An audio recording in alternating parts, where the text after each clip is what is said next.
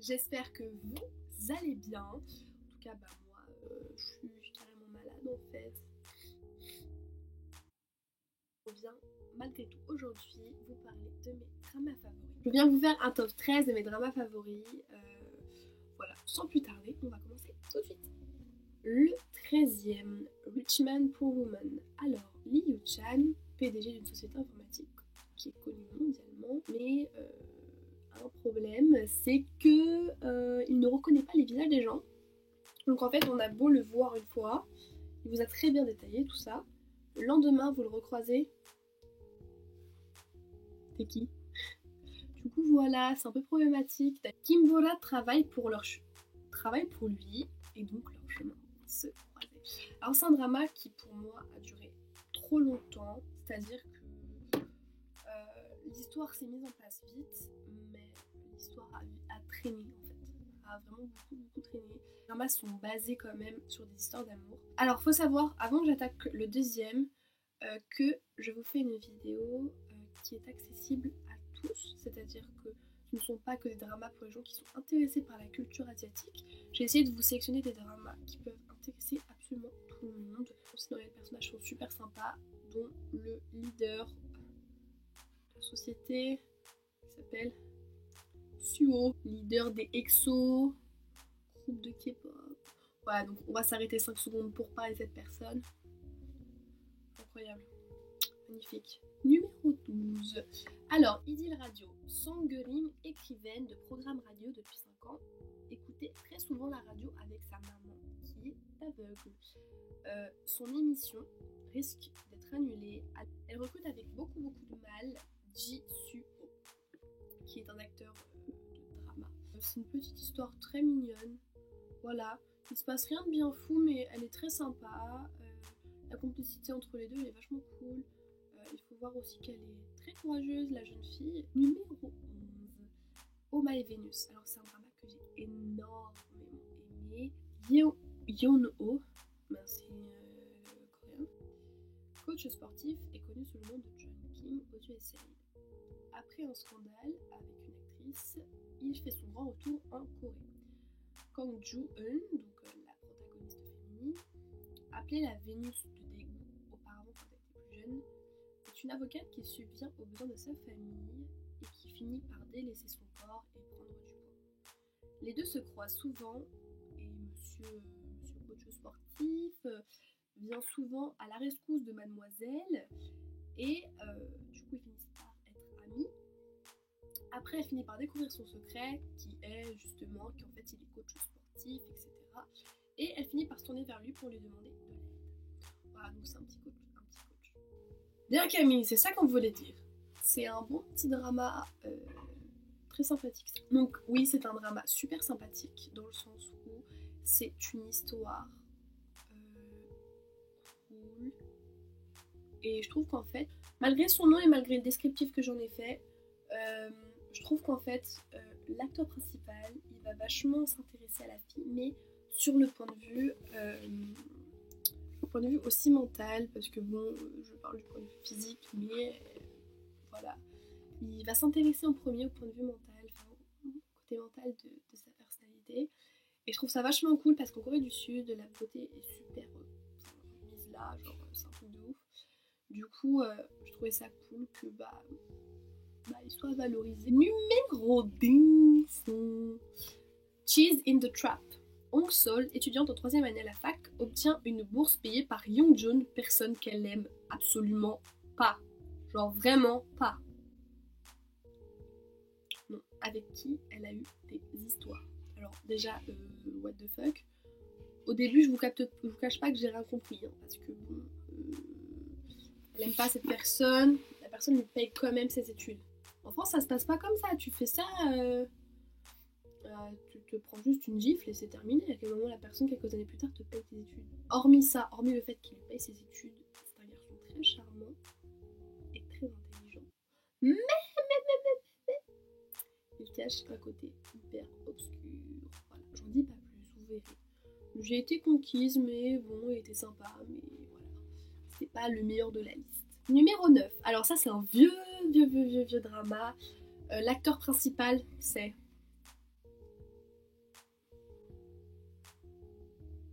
Mino des Shiny. Voilà, déjà on part d'emblée sur un bon drama, sachant qu'il est chanteur et acteur, donc c'est pas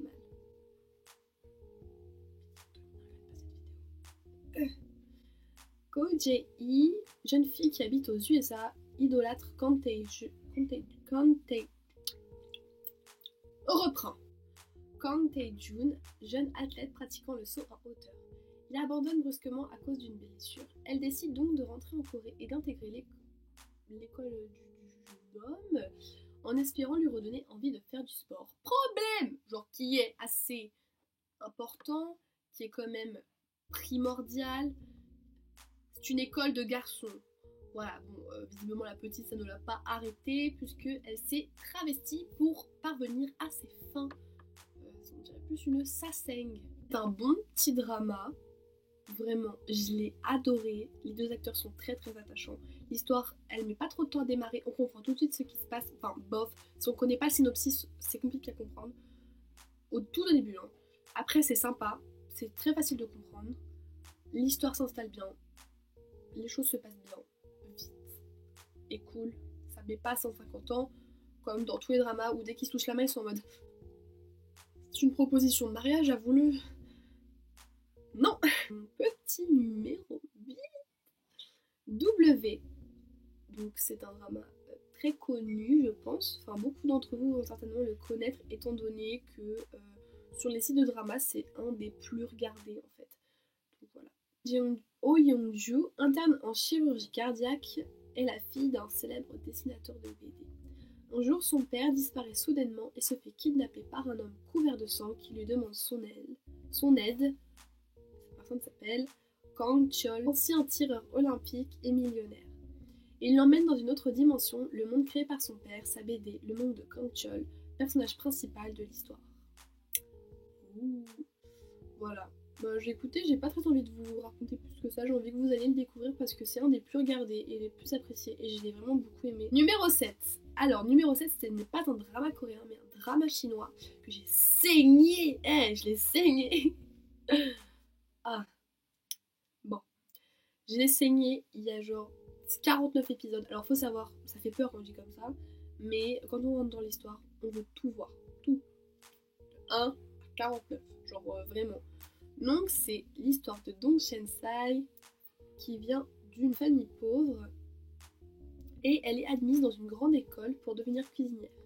Elle rencontre les F4, donc qui sont composés de 4 garçons les plus riches et les plus beaux de l'école, dont un qui la tyrannise, Dao Ming-se. Voilà, alors ce drama est incroyable, voilà. L'alchimie entre les deux protagonistes est folle, vraiment.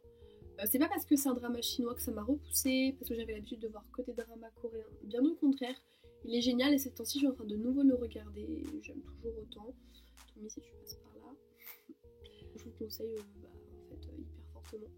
Numéro 6, alors ça c'est un de mes gros coups de cœur, je l'ai vu il y a pas très longtemps, il est disponible sur Netflix il me semble. Alors ça s'appelle Shopping King Louis. Après la mort de ses parents, Kang Ji-seng habite en France et est l'unique héritier de la société familiale. Il ne reste que sa grand-mère qui l'élève sous le nom de Louis. Il est isolé du monde et pour combler son vide, compense par le shopping et ne montre aucun intérêt pour ses achats.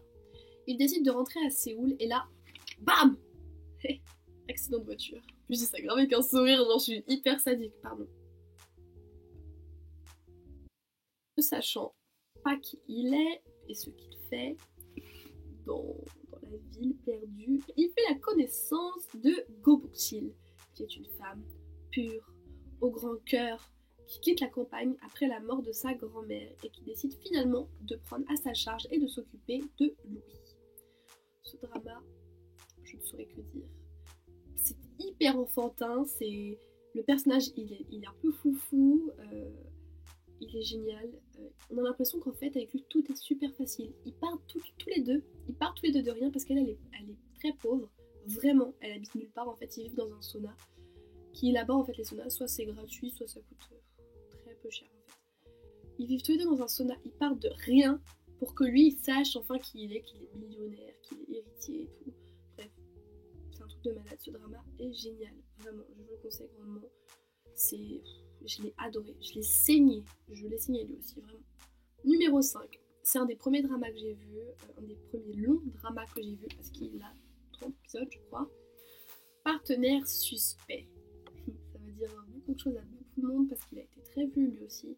No Ji-wook, un procureur, et Eun Bong-hee, une jeune femme ayant raté son examen pour en devenir une également, se retrouve à effectuer un stage avec celui-ci considéré comme le pire des procureurs, détesté par les avocats aussi bien que les clients. Alors que Bong-hee est témoin d'un meurtre sans le savoir, elle se retrouve accusée à tort du meurtre de son petit ami le tueur, étant bien décidée à lui faire porter le chapeau. Bâtard! Ah ouais, bâtard. Wook fera alors tout afin de prouver l'innocence de celle-ci, même s'il en perd son travail et que le malfaiteur court toujours et ne compte pas lâcher ces deux-là. C'est vraiment un bon drama. En fait, je disais à chaque fois, mais ils sont tous bien. Mais celui-ci est un des premiers sur lesquels j'ai vraiment accroché. Pardon, désolée d'être malade, d'exister et de vivre. Putain. Les deux personnages sont pleins d'alchimie, vraiment. Voilà. C'est très policier, de manière comme j'aime beaucoup ça. Si vous aimez ça, foncez, c'est hyper cool. Voilà. Numéro 4. Là, je fais un petit coucou à une de mes amies avec qui on aime beaucoup l'acteur principal. Justine. Qu'est-ce qui cloche chez la secrétaire Kim? Lee Yong-jun est le jeune héritier d'une grande entreprise qu'il fait prospérer à la perfection grâce à ses grandes capacités intellectuelles. Il est beau, il est jeune, confiant et intelligent, mais plus que ça pour lui, il est l'incarnation de la perfection. Pour le jeune homme, la perfection ne peut qu'aller avec la perfection. Pour cela, il travaille avec sa secrétaire, Kim Bi-so, qui représente à ses yeux la secrétaire parfaite. Elle est vive d'esprit, elle anticipe chaque problème avant qu'il n'ait lieu, et seconde parfaitement le jeune vice-président, et ce, depuis 9 fucking années. C'est long. Cependant, alors que tout va pour le mieux entre eux, Kim Bi-so décide soudainement de démissionner après ses 9 ans de bons et loyaux services. Lee Yong-jun n'aura alors plus qu'une idée en tête, récupérer sa secrétaire. Pour ce faire, tous les moyens sont bons. Alors ce drama est vachement bien dans le sens où je trouve qu'on a tendance à censurer dans les dramas certaines parties qui devraient en fait rester, c'est la nature humaine, même des actions, j'ai l'impression qu'on veut tout mettre dans certains codes, alors que je trouve que certains dramas, j'ai bégayé de ouf, certains dramas ont tendance justement, et sont trop peu malheureusement, à briser les codes et voilà, et à laisser montrer certaines scènes. Donc je trouve ça vachement cool qu'il y ait certaines scènes qui soient pas censurées, voilà. Numéro 3, alors ce drama est fait avec le même acteur qui joue dans Qu'est-ce qui cloche chez la secrétaire Kim? Fight for My Way. Lorsqu'il était à l'école, Kwon Dong-man faisait du taekwondo. Toby, bonsoir. Il était un prodige à ce sport et avait toutes les filles à ses pieds. Maintenant, il vit en travaillant comme employé contractuel. Il ne pratique plus de taekwondo et a encore du chemin à faire afin de reprendre son talent passé. En effet, même si son coach l'encourage à recommencer les championnats, il semble réticent à l'idée de faire du taekwondo. À l'école, Choera rêvait de devenir présentatrice. Elle était amie de longue date avec Gong Dong-man, mais aussi sa plus grande supportrice. Aujourd'hui, son rêve de devenir présentatrice ne s'est pas réalisé et elle travaille au bureau d'information d'un grand magasin. Ce drama raconte l'histoire de jeunes adultes luttant pour survivre autrefois au-dessus de tout, mais plus rien à présent, ainsi que la romance grandissante entre ces deux amis immatures, Kwon Dong-man et Choera. Leur énergie enfantine n'a cependant pas disparu, bien qu'ils soient désormais adultes. Je n'en dis pas plus. C'est une belle histoire de meilleurs amis qui deviennent plus que ça. Voilà, mais ça met longtemps avant de s'installer et ça, je trouve ça vraiment bien. Dans le cas présent, c'est tellement bien filmé et tourné et joué que ça me dérange pas que ça prenne du temps à s'installer. Voilà. Numéro 2. Je pleure déjà avant de vous en parler en fait. Numéro 2, ce numéro 2 a séduit deux de mes amis, genre fortement, mais vraiment. The Great Seduction. Premièrement, ce drama est joué par Joy du groupe Red Velvet, qui est d'un de mes groupes préférés. D'ailleurs, si vous voulez que je vous fasse une playlist de mes groupes préférés de K-pop, ou n'importe quoi, même autre playlist, indiquez en bas. Alors, Kwon Si-won est l'unique petit-fils et héritier du groupe JK, et non Jungkook. Merci. Je vois les petits collabos venir. Il parie sa vie dans un jeu très dangereux. Tenter de séduire NTI. TI est une jeune femme de 20 ans qui pense que les gens influencés par l'amour sont les plus pitoyables. Mais sa rencontre avec Siwon changera sa vision sur l'amour. Alors je pense que là je vais quand même débattre un petit peu parce que c'est le numéro 2, juste avant que je parle du numéro 1. Ça a été un drama, je l'ai vu 3 fois pour tout vous dire. Et ce drama a été incroyable. Incroyable. Déjà, l'acteur principal est pour moi l'acteur de drama le plus charismatique que j'ai pu voir. Dans tous les dramas, il faut savoir que j'en regarde énormément. Mais celui-là a été fou en fait. La passion en fait. C'est la passion qui se passe. C'est tellement sulfureux.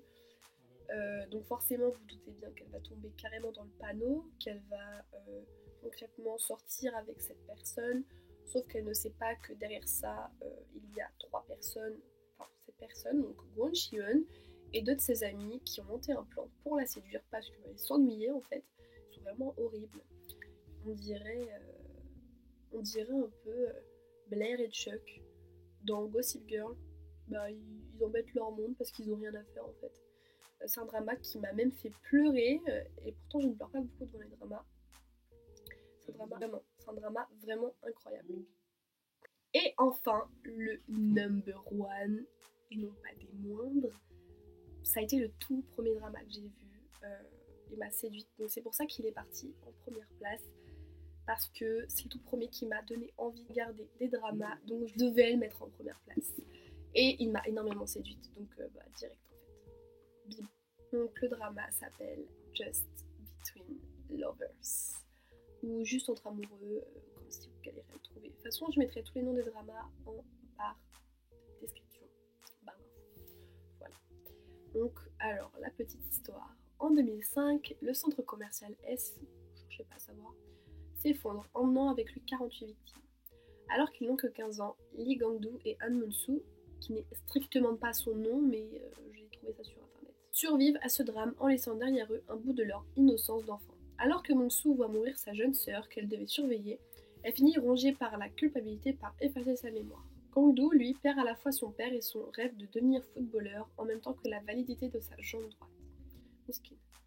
13 ans plus tard, en 2018, alors que Mong-soo est devenue architecte suite à ce drame et qu'elle refuse de s'impliquer dans la vie d'autrui à cause de sa culpabilité qui ne l'a jamais quittée, elle rencontre Gang-doo qui lui vit désormais de petits boulots afin de rembourser, c'est beaucoup de phrases là, de rembourser les usuriers qui lui ont prêté l'argent, qui lui ont permis d'atteindre l'âge adulte.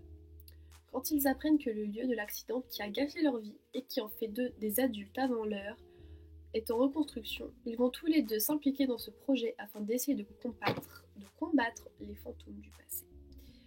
Donc, pour faire court, c'est un drama fort sympa, très fort. Non, il est vraiment génial. Déjà, l'acteur principal, c'est... Je me dénude, pardon. Déjà, l'acteur principal, c'est Juno. Donc, je sais pas si vous le connaissez, du groupe 2PM. Voilà, bon, déjà, on part sur un bon drama. S'il est là, lui, en tout cas, ça a été un énorme coup de cœur. Il m'a donné énormément envie de regarder des dramas. Désolée si j'ai l'air de mourir, c'est que je viens de tousser parce que je suis malade. Oui, vous avez vu, je fais quand même des vidéos même quand je suis malade. Ah là, c'est pas donné à fond dans YouTube. Et vraiment, c'est un drama que je conseille à tous. Si vous décidez de démarrer dans les dramas, vous savez pas lequel regarder. Ce drama est tellement génial qu'en fait, j'ai trouvé que par moment, il n'y avait même pas besoin de dialogue pour comprendre l'histoire. Dans le sens où le drama est quand même constitué de beaucoup de phases où les gens ne parlent pas, où c'est juste la gestuelle, le regard, la façon d'être, genre de manière générale, qui va dominer le drama. Donc voilà, c'est un drama vraiment de ouf en fait. Voilà. Je pense avoir fait le tour. En tout cas, j'espère que ma présentation vous aura plu. Encore une présentation d'ailleurs. On s'en sort pas. En tout cas, je vous mettrai tous les noms des dramas en barre d'infos. Donc c'est la fin évidemment de cette vidéo. Je reviendrai prochainement. Donc faut savoir que le montage me prend énormément de temps, sachant que je n'ai jamais monté avant et que je le fais toute seule maintenant. Donc ça prend du temps et c'est long, mais j'adore ça. Donc si je peux vous satisfaire, ça me fait super plaisir. En tous les cas, je vous dis à bientôt et merci de m'avoir regardé.